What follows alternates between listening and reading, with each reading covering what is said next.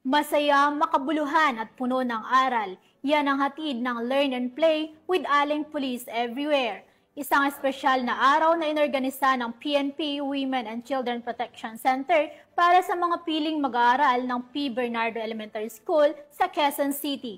Yan ang magandang balitang hatid ni Patroluman Sana Rose Luna.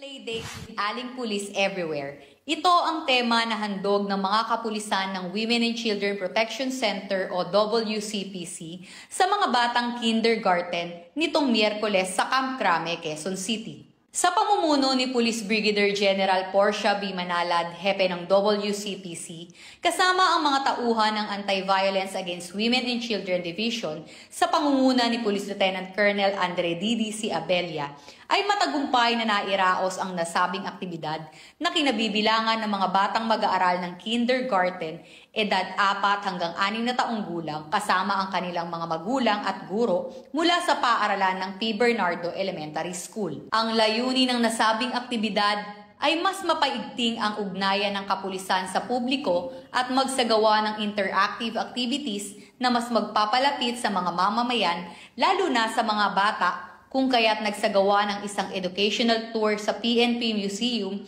kasunod nito ang masaya at aktibong pakikilahok ng mga bata kasama ng kanilang magulang at guro sa inihandang activities ng mga kapulisan na ginanap sa New WCPC building. Naghandog din ng regalo at munting salo-salo ang mga tauhan ng WCPC para sa mga batang mag-aaral.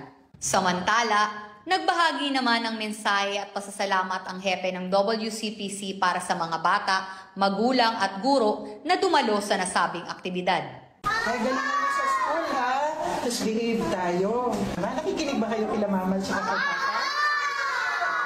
Pag may problema po, tawagan niyo po kami sa police.